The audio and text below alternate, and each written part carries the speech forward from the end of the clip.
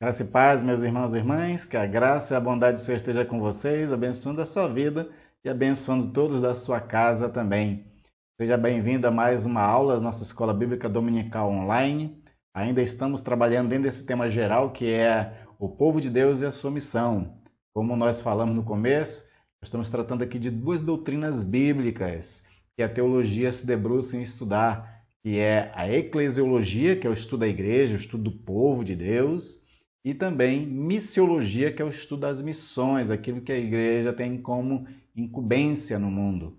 E justamente nessa aula de hoje nós vamos unir essas duas doutrinas para pensar como fazer missão a partir da igreja dentro de uma estrutura proposta pela Bíblia, pelas Sagradas Escrituras, principalmente no Novo Testamento. Ainda que a gente vai começar a falar de alguma coisa no Antigo, mas nós vamos ver o exemplo, o testemunho da igreja de Atos dos Apóstolos, para que nós possamos assim pensar como povo de Deus, como igreja do Senhor, cumprir a nossa missão no mundo.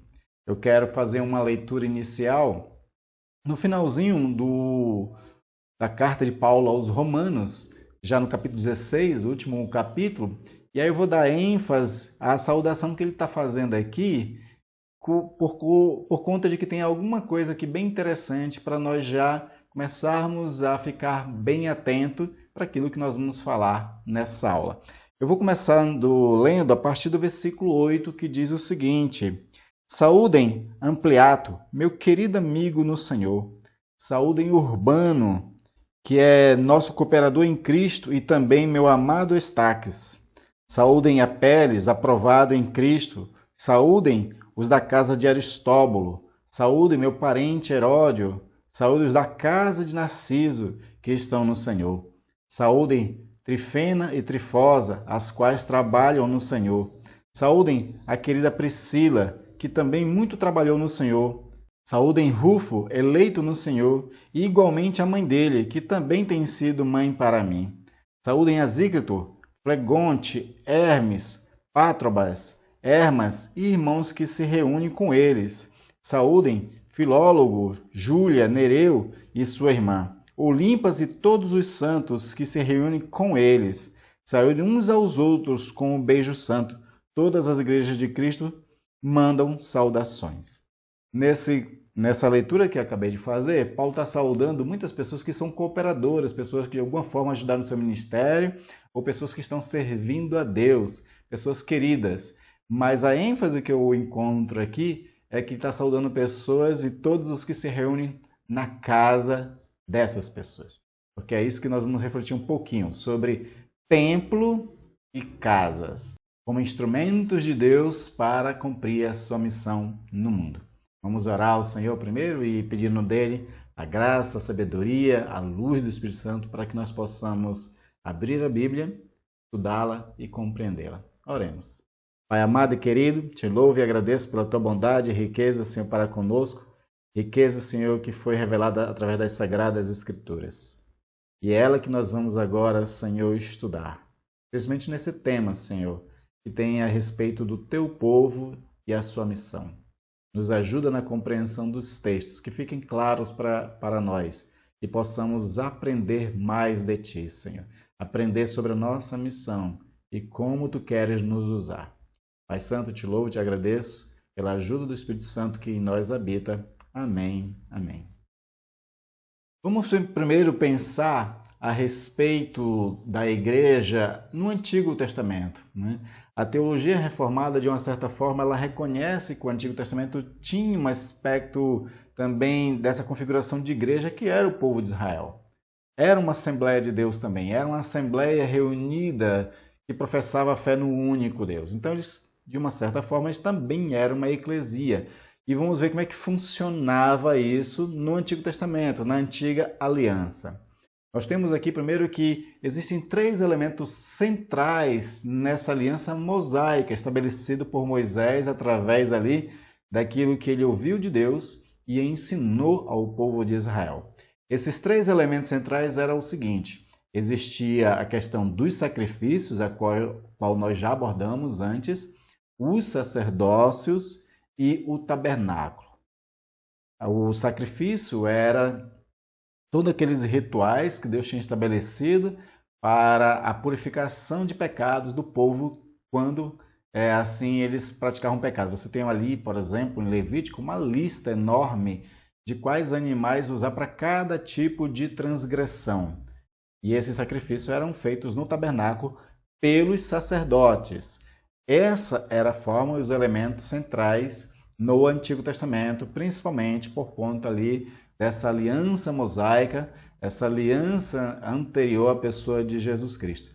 Nós vimos em lições anteriores que Jesus ele substitui tudo isso. Jesus se torna o Cordeiro de Deus, então ele passa a ser o sacrifício perfeito, como o autor de Hebreus muito bem explana ali naquela carta. Jesus ele é o sumo sacerdote segundo a ordem de Melquisedeque, é uma teologia que o autor de Hebreus também cria para colocar Jesus dentro dessa figura de um sumo sacerdócio, mesmo não sendo da linhagem da tribo de Levi. Jesus ele era um sumo sacerdote da mesma forma como o Melquisedeque foi um sumo sacerdote, sem realmente não existir nem a tribo de Levi na época dele. Deus é que constituiu o Melquisedeque como um sacerdote, e da mesma forma Jesus foi constituído sumo sacerdote pelo próprio Deus. E ele é que fazia sacrifício de si mesmo para perdão de pecado de todo aquele que nele crê. E esse tabernáculo também foi substituído por Jesus, como nós já vimos na lição anterior. Jesus ele se torna aquele que tabernacula, ele arma sua tenda entre nós. É esse que é o sentido original daquele texto de João, capítulo 1, versículo 16, que diz que ele fez carne e habitou entre nós. O texto habitou entre nós, na verdade, está lá, tabernaculou, armou sua tenda, porque ele era a morada perfeita de Deus. Então, essa era a forma antiga. E aí, por conta disso, existe uma importância muito grande do tabernáculo para esse povo da antiga aliança. Isso porque, segundo João capítulo 7, versículo 38 e 39, o tabernáculo era importante porque Deus ainda não tinha uma pessoa em quem pudesse habitar. Ele vem e habita na pessoa de Jesus Cristo primeiro. Jesus torna um tabernáculo ali, mas enquanto Jesus não vem, de forma que o tabernáculo físico vai ser esse espaço, onde Deus habita no meio do seu povo. E aí nós vamos ver esses dois textos, tanto de João quanto de Êxodo, dando uma ênfase nisso que eu estou dizendo.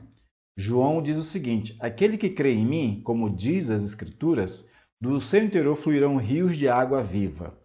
Jesus está profetizando, ele está em Jerusalém nesse momento, e ele começa em alta voz a falar essas coisas. Claro que nem todos estão entendendo ali. Aí o próprio João faz questão de interpretar. Então ele diz assim: mas ele se referia ao Espírito. O rio de água viva era o Espírito, que mais tarde receberiam os que nele crescem. Então Jesus está dizendo: aquele que crê em mim, como diz a Escritura, do seu interior fluirão rio de água viva, que é o Espírito Santo, que será derramado sobre todos aqueles que nele venha a crer. Então é aqui uma proposta futura, não é?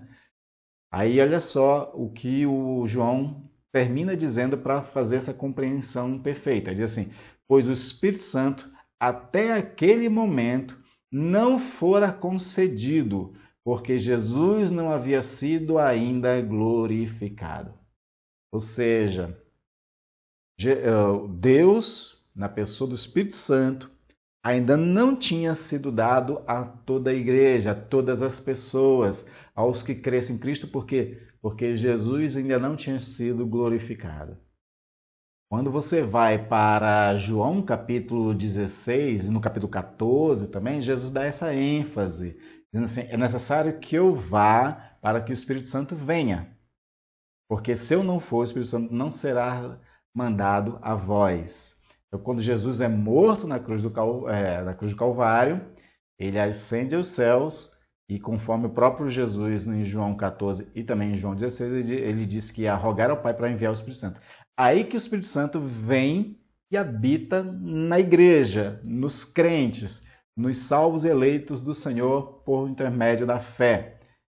Isso é uma coisa que acontece a partir da pessoa de Jesus Cristo. Mas antes, como o Espírito Santo ainda não tinha sido concedido, ainda não havia sido dado, Deus ele habitava no meio do povo através do tabernáculo. Por isso que o Senhor vai dizer a Moisés em Êxodo 25:8 o seguinte: e me farão um santuário para que eu possa habitar no meio deles.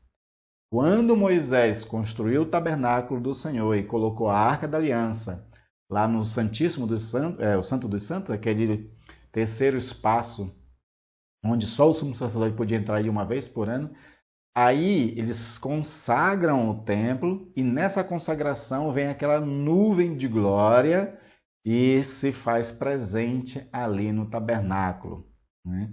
A arca representava a presença de Deus no meio do seu povo. Foi uma forma didática que Deus usou para estar no meio do seu povo e para poder o povo confiar em Deus e saber que Deus estava com eles em toda a jornada ali no deserto. Mais tarde, Salomão também vai construir o templo. Da mesma forma, no dia da consagração que Salomão constrói o templo, ele ora ao Senhor, faz 1000 sacrifícios e o Senhor também enche aquele espaço com a sua glória. Um dos profetas, Zacarias principalmente, ele vai falar sobre a glória de Deus que sai do templo. Essa ideia da glória de Deus sair do templo é porque Deus já tinha rejeitado Israel. Rejeitado no sentido de que aquele povo vivia muito em pecado, não tinha mais como Deus habitar no meio deles. E é interessante a figura de linguagem que os profetas e o profeta Zacarias principalmente usa, dessa saída do templo, descendo ali um monte e indo para o outro lado, né, de outro monte. Essa ideia de que é o abandono. Deus está abandonando. Só que aí você tem também outros profetas falando de que a glória de uma segunda casa ia ser maior do que a primeira. E a glória dessa segunda casa era o próprio Jesus. Ele era a segunda casa de Deus e a glória na pessoa de Jesus Cristo foi muito maior. Nele residia toda a plenitude de Deus em Cristo Jesus. Então, por isso que ele se torna a segunda casa, se torna o segundo templo e o templo mais perfeito de todos, né? E isso aqui, né, é essa transição da antiga aliança para a nova. A transição se dá justamente nisso. Antes era o templo, né, porque o Espírito Santo ainda não tinha sido derramado. Vem Jesus, ele vai ser ali o momento de rompimento dessa antiga aliança. Ele passa a ser o templo e quando ele ascende ao céu, ele vai mandar o Espírito Santo, da qual inclusive ele diz aos discípulos ficar em Jerusalém, né, até que do alto sejais revestido de poder. E aí quando você tem Atos capítulo 2, onde 120, né, pessoas, discípulos de Cristo Jesus, orando no cenáculo, ali o Espírito se derrama. Pedro se levanta e interpreta aquele evento à luz de Joel e diz que está se cumprindo tanto a profecia de Deus por intermédio de Joel, quanto também a ordem que Jesus tinha dado e a promessa de Jesus que daria o Espírito Santo a eles. E aí o Espírito Santo agora passa a habitar na igreja. Como eu já falei em lições anteriores, nós somos essa pedra viva que somos edificados para construção, para edifício espiritual, como Paulo muito bem aborda na carta aos Coríntios. Essa expressão que Paulo usa constantemente de edifício e templo do Espírito é uma referência agora a todos aqueles que professam Jesus como Senhor e como Salvador, né? E aí eu queria fazer essa referência baseado em Snyder, que é um autor de um livro chamado Odres Novos. Ele fala sobre justamente essa questão do templo material. Ele diz o seguinte: o templo material é apenas a sombra do que está por vir no reino futuro de Deus, quando o Senhor irá abalar o céu e a terra, o mar e a terra seca. Então vai acontecer um evento onde esse templo físico não precisará mais, desse templo material não precisará mais, né? O Snyder está se referindo aqui a um texto de Ageu, capítulo 2, versículo 21 e 22, onde o Senhor lhe fala sobre isso: farei abalar o céu e a terra. E quando nós vamos para Apocalipse, nós encontramos também essa promessa desse templo futuro.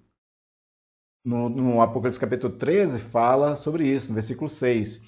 e abriu a boca em blasfêmia contra Deus para lhes difamar o nome e difamar o tabernáculo. Que tabernáculo é esse? A saber, os que habitam no céu. Ou seja, o povo de Deus que habita no céu já é o tabernáculo do Senhor. Né? Muito interessante essa revelação de Apocalipse. Mas Apocalipse 21, último capítulo, né, do Apocalipse, versículo 3 diz o seguinte: Então ouvi grande voz vinda do trono, dizendo: Eis o tabernáculo de Deus com os homens.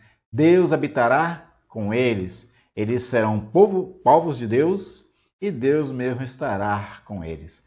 Então, é isso que o Snyder acabou de que eu citei, né? Está se referindo justamente a esse tabernáculo futuro.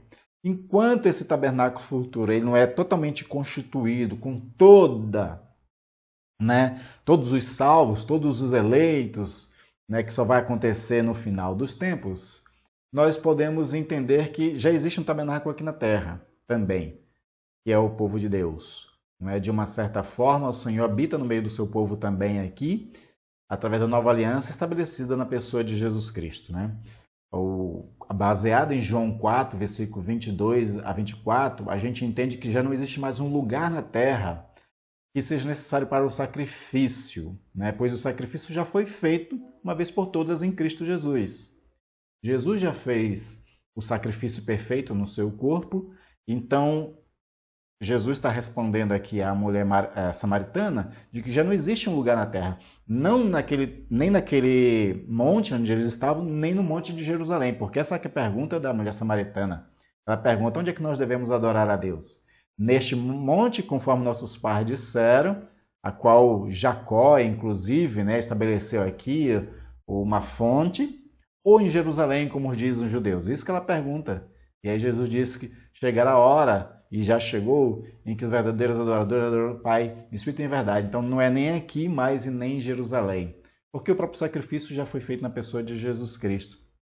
Né? E tudo que a igreja precisa agora é de um lugar para se reunir em comunhão, né? Em comunidade, como povo de Deus, e pode ser nos templos e nas casas. Né? A igreja do Senhor somos nós. O templo do Senhor somos nós. E esse povo ele se reúne em alguns lugares para viver em comunidade e para edificar uns aos outros. E isso pode acontecer nos templos e nas casas, como nós vimos bastante isso em Atos dos Apóstolos. Por exemplo, Atos capítulo 2, versículo 46 diz o seguinte: diariamente perseveravam unânimes, todos os discípulos perseveravam unânimes no templo, partiu o pão de casa em casa e tomavam suas refeições com alegria e singeleza de coração. Ou seja, a comunidade dos discípulos, eles perseveravam unânimes aonde? No templo e também nas casas. E no templo eles continuaram se reunindo de vez em quando no templo, até enquanto foi permitido. Porque depois veio uma perseguição aos cristãos. Os judeus não aceitavam mais que os cristãos se reunissem no templo, então eles ficaram somente residindo nas casas, congregando somente nas casas, fazendo seus cultos nos lares. Por isso que esse texto que eu li de Romanos capítulo 16 dá essa ênfase que Paulo dá a essas pessoas que estão se reunindo nas suas casas, porque eles não têm um templo, um edifício consagrado para o povo todo se reunir. Então eles se reúnem de casa em casa. Mais tarde, na década de 70 da era cristã, houve uma grande revolta judaica. Roma adentrou Jerusalém e destruiu completamente o templo. Não ficou pedra sobre pedra, como Jesus tinha profetizado lá em Marcos capítulo 13 aos discípulos. E então, nesse momento em diante, aí que realmente o povo não podia mais se reunir no templo. Além de que já não podia por conta da perseguição, agora porque não existe mais o templo físico. O próprio povo judeu estava se reunindo só em sinagogas nesse tempo. E a igreja não era bem aceita nas sinagogas. Você vê em Atos dos Apóstolos, toda vez que Paulo vai para uma sinagoga pregar Jesus Cristo, ele é expulso, é apedrejado, porque a igreja não era aceita, os cristãos não eram aceitos nas sinagogas. Então a alternativa somente era eles se reunirem nas casas. Da mesma forma, nós vemos isso em Atos 5:42, onde diz: E todos os dias, no templo e de casa em casa, não cessavam de ensinar e de pregar Jesus o Cristo. Ou seja, todos os dias estavam no templo e de casa em casa, ensinando e pregando, orando, intercedendo uns pelos outros, fazendo, né, aquilo que pertencia ao povo de Deus. Então você observa que na nova aliança, a igreja teve que se adaptar, e existia essa possibilidade de adaptação porque o próprio Cristo já tinha rompido com a ideia de que Deus habita em templos feitos por mãos humanas. Paulo, em Atos capítulo 17, vai dizer isso, que Deus não habita em templos feitos por mãos humanas. Né? Então, baseado nisso, a igreja se sentiu agora livre realmente para poder também se reunir nas casas sem sentir a falta ali do templo físico judeu. Né? Mais tarde nós vamos ver que a igreja, o cristianismo, quando ele se torna oficial no Império Romano, agora ele pode ser instituído sem medo de perseguição nenhuma, aí eles vão construir os templos. E aí quando eles vão construir os templos para a igreja se reunir, eles conseguem ter um espaço maior, onde várias pessoas, onde a igreja funcionava nas casas, agora eles podem também se reunir nesse templo físico e ter uma comunhão maior de mais pessoas para adorarem a Deus. O catolicismo, que foi, né, aquele momento inicial da igreja cristã, eles resgatam a cultura judaica da ideia de um sumo sacerdote, que vai ser o Papa, vai estabelecer os bispos, né, para cada cidades, vai montar um modelo litúrgico um pouco comparado, né, aos judeus e também a algumas outras propostas. Então você vai ter essa organização da instituição cristã a partir do século IV da era cristã. Lá no século IV, a partir de 413 em diante, é que começa esse novo formato, né, de igreja baseada em templos. E aí foi se abandonando um pouco as casas. Aquilo que a igreja de Atos dos Apóstolos fazia, que era tanto tempo nas casas, a partir do século IV, abandonado as casas e vive só os templos. Só os templos é o lugar onde as pessoas se reúnem. E isso perdura por muito tempo, até que mais recentemente, eu falo recentemente a partir do século XVI, em que algumas propostas vão surgir para que as pessoas possam se reunir em casa como metodologia de evangelização, metodologia de estudo bíblico de umas pessoas com as outras, e mais agora no século XIX, século XX, nós vamos ver esses modelos de reuniões nas casas, pequenos grupos, grupo familiar ou células, todos esses modelos, resgatando também a casa como espaço onde você reúne pessoas para também adorar a Deus, para haver edificação mútua, oração, essa partilha e tudo mais. Né? E muitas igrejas, elas ainda só adotam um modelo só do templo. E qual é o prejuízo que existe em adotar somente o templo como um espaço, né, de encontro, de adoração ao Senhor? Nós encontramos três principais problemas que seriam de se reunir somente no templo, né, baseado inclusive em algumas pesquisas. O primeiro delas é o problema da imobilidade, ou seja, quando a igreja de Cristo se reúne somente num templo, a igreja ela é um imóvel, ela não se move, não é?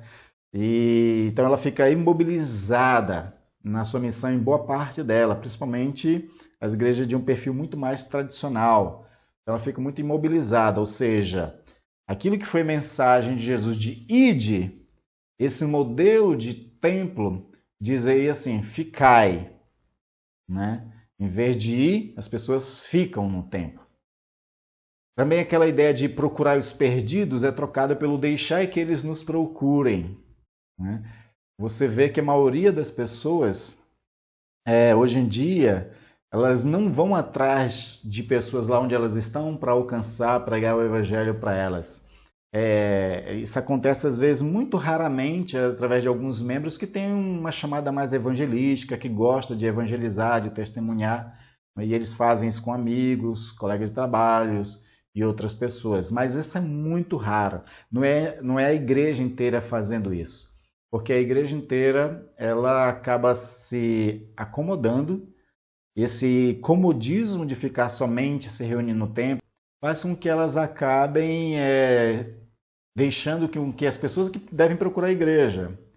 Então, quando as pessoas vão para uma igreja por algum problema que ela está, é a única forma ali de ela ouvir o evangelho por boa parte das igrejas, né?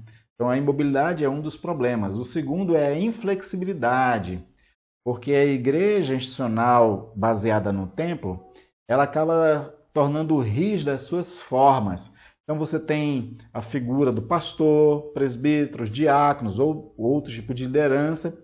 Só algumas pessoas que têm algumas funções dentro da igreja e todas as outras ficam meio de mãos amarradas. Elas não são capacitadas, elas não são preparadas, elas não têm oportunidade de servir mais, não é, a igreja do Senhor de uma forma geral, por conta de que existe ali já uma estrutura montada e quem está encaixado na estrutura é que pode fazer alguma coisa. Os que estão fora não podem muito, né? Fora da estrutura, fora daquelas funções já pré-estabelecidas. E isso é um prejuízo para a igreja porque, como nós já abordamos em lições anteriores, existe uma diversidade de dons e uma diversidade de funções. E numa estrutura mais rígida, bem formal, nem todos os dons e funções ficam, digamos assim, sendo exploradas, usadas e aproveitadas, na verdade. Essa é a palavra, né? Elas não estão sendo aproveitadas para o benefício e para a edificação de toda a igreja. Inflexibilidade, então, é um problema sério para as igrejas centradas somente no templo. Terceiro problema é a falta de comunhão verdadeira. Porque, assim, a igreja centrada no templo, ela tem um ajuntamento dominical ou o ajuntamento dos outros dias na semana, quando ela pode se reunir, quando tem um culto de oração, um culto de estudo bíblico, alguma coisa desse tipo assim. Então, existe aquele ajuntamento. Ajuntamento é diferente de comunhão. Comunhão é quando as pessoas elas se reúnem para viver o vida na vida, sabe? A ideia de a gente poder sentar com o outro, conversar mais com o outro, saber como é que ele está. Isso não tem muito espaço dentro de uma programação de uma igreja baseada em tempo, porque ela já tem aquela programação certa dela. Você chega no horário do início da programação e quando termina a programação já é um pouco tarde, você sai correndo para ir para casa. Às vezes troca 2, 3 palavras com alguém somente, mas a comunhão não é gerada. Então esse é um problema, né? São 3 problemas aí principais da igreja que está limitada ao templo. O modelo correto é a gente se reunir no templo, se congregar no templo para juntos celebrarmos a Deus e ter mais a opção da casa. A casa também ela passa a ser esse espaço que nós precisamos também utilizar para poder a gente usufruir de outras coisas que o Senhor espera da sua igreja até para cumprir a missão, né? Então nós temos que atentar para essa realidade. E é importante dizer que a reunião tem que ser no templo e nas casas para que a gente tenha uma visão integral do que é a igreja do Senhor, como eu já li em Atos dos Apóstolos, era no templo e nas casas. Quando a gente não faz nenhuma coisa e nem outra, a gente está deixando de obedecer alguns preceitos bíblicos, como a questão de nos congregarmos. E também não é para fazer uma coisa ou outra, é as duas coisas juntas, né?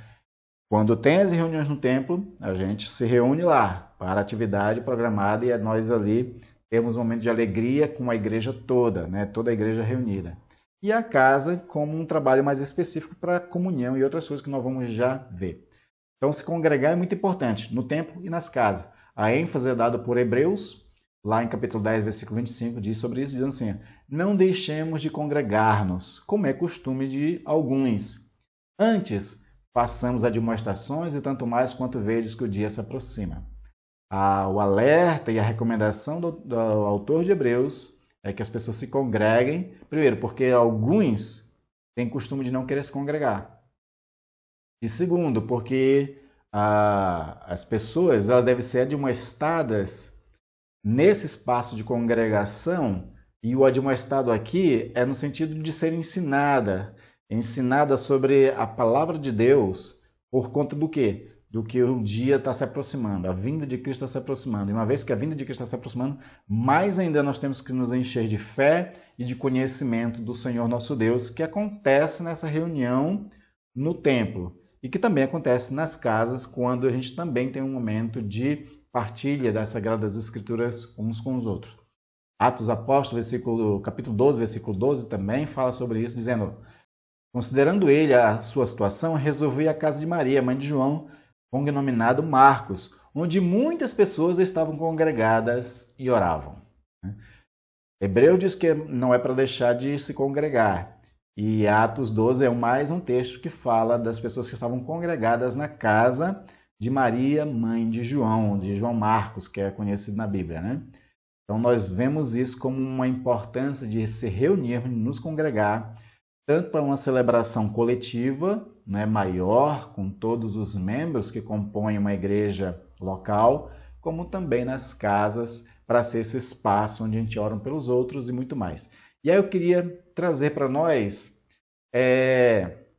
o que nós podemos fazer, né, nesses encontros também nos lares, nossas casas, quando a gente abre a casa da gente para receber os irmãos da igreja, para a gente viver a vida, né, cristã juntos.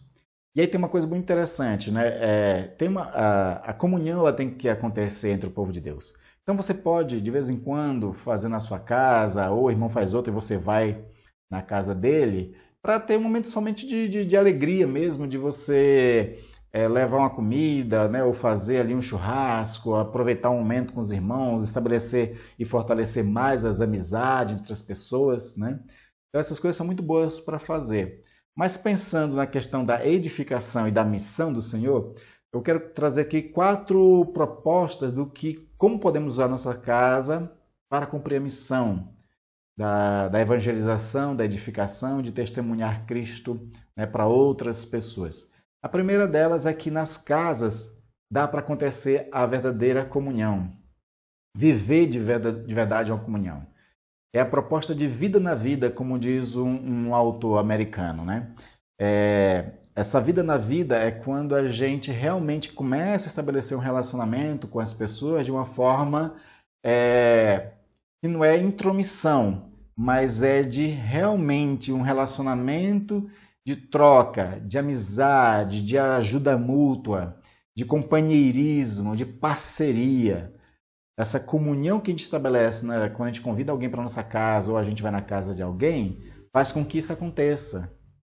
E se nós temos, principalmente, dessas pessoas a qual nós convidamos ou que somos convidados para ir à casa delas, se existe uma amizade boa, se existe uma mútua confiança, a gente pode abrir o coração para essas pessoas. A gente pode também semear no coração dessas pessoas esperança e vida. Nós vivemos tempos tão difíceis e que as pessoas elas estão precisando um pouco de semente de esperança no seu coração. E aí a palavra de Deus ela é essa semente de vida. Então quando a gente entra em comunhão verdadeira com as pessoas e temos uma relação de confiança, a gente ouve delas tanto palavras que semeiem esperança no nosso coração, como nós podemos dizer para ela e podemos orar junto uns com os outros. Então, a vida da igreja nas casas tem isso como primeiro benefício. O segundo benefício é a evangelização. É na nossa casa que nós podemos convidar um vizinho, um colega de trabalho, de escolas, ou qualquer outro conhecido que você tenha, e na sua casa você tem a oportunidade de também testemunhar Cristo, de mostrar para ele o que é a vida daquele que tem fé em Jesus Cristo. Porque a gente sabe que a igreja, a instituição, de forma geral, ela está em muito descrédito na sociedade hoje em dia. Por conta de algumas lideranças, por conta de algumas igrejas que exploram a fé das pessoas de forma financeira e existem alguns absurdos acontecendo, as pessoas não evangélicas, elas perderam a credibilidade nas igrejas. Antigamente a igreja era uma das instituições respeitadas na sociedade. Hoje em dia não é tanto mais por conta de algumas pessoas que escandalizaram, de algumas lideranças que envergonharam o evangelho. Então, quando a gente convida algumas pessoas para ir para a igreja, elas não querem ir. Né? Mas quando convidamos para a casa da gente, que é quando é um amigo, que é um espaço informal, elas se sentem mais confortáveis em ir, e lá você pode, no momento oportuno, onde o Espírito Santo conduzindo você, você pode evangelizar, testemunhar Cristo para essas pessoas. Né? Muitas igrejas que trabalham com pequenos grupos, grupos familiares ou células, eles usam isso como estratégia de evangelização e tem dado certo, tem abençoado muitas vidas. Muitas pessoas têm começado a vir para Jesus por conta de pessoas que abriram as portas das suas casas para ali ser um lugar onde Deus salva pessoas. E que oportunidade, que bênção pode ser você abrir sua casa para que Jesus se faça conhecido e que Deus restaure, liberte vidas, né, e abençoe vidas na sua casa. Né? Quando a gente abre a nossa casa para fazer a missão do Senhor, todos vivem em missão. E a Igreja Presbiteriana Independente do Brasil, nesse ano de 2021, está trabalhando justamente esse tema, todos em missão. Então seria interessante as casas dos nossos irmãos se abrirem para o Evangelho. Não nesse momento que nós estamos vivendo de pandemia, porque nesse momento, infelizmente, nós temos que realmente viver em quarentena e um pouco isolado, mantendo esse distanciamento social. Nesse tempo. Mas quando esse tempo passar, como diz o autor de Eclesiastes, há tempo para todas as coisas debaixo do sol. Chegará o tempo que nós vamos poder reunir novamente. E aí você pode abrir sua casa e sua casa ser um espaço de inclusão, para que outras pessoas sejam incluídas no corpo de Cristo, na igreja do Senhor. Terceiro benefício de nós abrirmos nossa casa para Deus fazer a sua missão é que pode ser um espaço de discipulado. Muito difícil acontecer um discipulado dentro do templo, na reunião dominical ou nas outras reuniões da semana. É muito difícil. O discipulado, ele exige o tete a tete, como diz o termo em inglês, face to face, né? Face a face, na parceria, na amizade, no caminhar junto que acontece o discipulado. Então, quando a gente abre a casa da gente para isso, para a pessoa que a gente evangelizou, a gente pode, naquele espaço, começar a trabalhar um discipulado, porque o discipulado ele tem que ser um estudo mais personalizado. Domingo, escola dominical, qualquer outro dia da semana que você está pregando, ensinando a palavra de Deus, você está falando para várias pessoas. E Deus usa a pregação para falar o coração de alguns. Só que ali fica mais vago, não é? Quando você discipula uma pessoa na sua casa, você consegue detectar qual é a dificuldade, o problema que a pessoa está passando e qual seria o estudo, a palavra, o texto que melhor se adequasse àquela realidade que a pessoa está precisando, né, naquele momento. Então existe essa questão de um estudo mais particular, de uma inspiração que você recebe do Senhor naquela hora e você fala para a pessoa e assim edifica ela, ajuda ela no crescimento espiritual dessa pessoa, porque o discipulado é isso, é a gente ajudar uns aos outros no nosso crescimento espiritual. E nesse discipulado que acontece na casa da gente, também existe essa prestação de contas, que é uma coisa interessante. A gente, nas nossas amizades, nesse processo de discipulado, a gente ajudar as pessoas, elas nesse crescimento, e perguntar delas como é que está o crescimento, em que fase o crescimento espiritual ela se encontra. Né? Qual é o momento que ela está vivendo da vida dela, do que ela precisa de ajuda, qual é a oração que eu tenho que fazer para colaborar e ajudar essa pessoa. Né? É um tratamento mais personalizado, mais pessoal, mais próximo da pessoa e existe essa prestação de contas. Essa prestação de contas é uma coisa muito interessante que tem sido resgatado nas igrejas porque, a princípio, as pessoas ficavam muito soltas. Elas viviam suas vidas sozinhas, praticamente suas vidas espirituais. Sem prestar conta para ninguém, sem dar razão de como ela anda. E por conta disso também ninguém poderia ajudar ela. Se eu não sei como você se encontra, eu não tenho como te ajudar. Da mesma forma, você não tem como me ajudar se você não me ouve, se você não sabe como eu estou. Então existe essa prestação de conta e fica muito mais fácil o discipulado. O discipulado é isso, que é uma das coisas que nós precisamos resgatar na nossa igreja. E as igrejas que resgataram, elas estão sendo muito abençoadas. As pessoas estão sendo cada vez mais abençoadas e conseguem ter seu crescimento espiritual por conta do discipulado. E é na casa que funciona melhor isso. E a quarta coisa, que a igreja nas casas pode abençoar e ser propício para a missão do Senhor, é o aperfeiçoamento dos santos. Conforme Paulo diz lá em Efésios 4, versículo 12, né? O santo tem que ser aperfeiçoado para desempenhar bem o seu serviço. E nas casas é o espaço onde ela vai estar aprendendo mais, né, a como servir. E dá oportunidade para muitas pessoas poderem servir. Como eu falei antes, né, a igreja ela tem uma estrutura, ela vai encaixando as pessoas dentro da estrutura, e depois que já está preenchido as vagas, os outros ficam às vezes só de braço cruzado, ou só são as pessoas que ficam só participando dos cultos e ouvindo a palavra. Não é?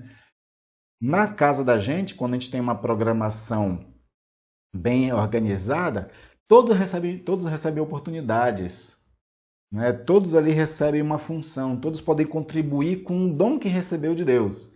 E essas oportunidades, essa prática, né, de serviço, de colaboração, faz com que ela seja aperfeiçoada, ela esteja se desenvolvendo.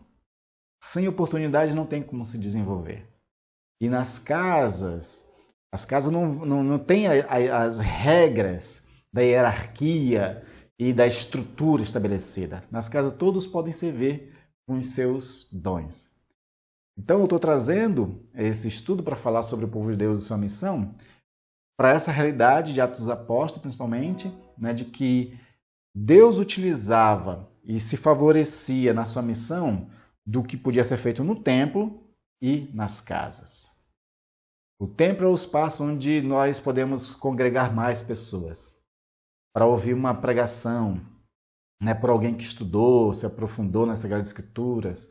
É o lugar que a gente pode se reunir para adorar Deus juntos, né, celebrar a alegria da salvação juntos. É o lugar onde pode, né, Deus ele derramar sua bênção sobre todo mundo. Mas nas casas também é o espaço onde Deus pode se fazer conhecido, onde Deus pode proporcionar uma comunhão verdadeira, onde a evangelização, comunhão e o crescimento espiritual e o serviço acontece. Então nós temos que atentar para as duas realidades e tentar viver essas duas realidades. A nossa igreja, ela quer viver essas duas realidades. Quando passar esse tempo de pandemia, podemos voltar a congregar na igreja, a gente gosta de também poder ter as casas com as suas portas abertas, para também deixar com que Deus ali use aquele espaço para abençoar vidas, tanto os que moram na casa como os que vão ser convidados também. E a gente poder, não é, matar a saudade um dos outros. Eu acho que esse tempo de pandemia agora, pelo menos comigo está acontecendo isso, com algumas pessoas com que eu converso, e espero que com você esteja acontecendo isso também. De que esse tempo de pandemia está aumentando mais ainda a nossa vontade de nos reunir, nossa vontade de se congregar juntos, de nos vermos, de nos abraçarmos, de compartilharmos, né, uns com os outros as coisas que nós estamos passando. Tá a saudade de rever as pessoas e de realmente se alegrar uns com os outros e também de chorar uns com os outros. Então, quando a gente pudesse reunir novamente, tanto no templo, que também a gente faça isso nas casas. Amém, queridos? Deus esteja assim abençoando a cada um de nós. Eu quero encerrar com essa fala do autor desse livro Odres Novos, né, Vinhos Novos, quando ele diz o seguinte, ó: a igreja não é um lugar, é um povo que crê. Não é um edifício sagrado, mas uma assembleia dos eleitos. A igreja é a comunidade que se reúne nos templos para celebrar juntos as maravilhas de Deus, que se reúne nas casas para a mutualidade, com oração intercessória, edificação e compartilhamento. Foi assim que a igreja primitiva experimentou e que assim nós também venhamos a experimentar. Amém? Que Deus abençoe sua vida, esteja abençoando toda a sua casa, né? E faça com que a casa também, nesse momento de pandemia, seja um lugar onde o Senhor diz assim: tem 2 ou 3 reunidos no meu nome? Lá estarei e abençoarei. Deus abençoe, até a próxima aula.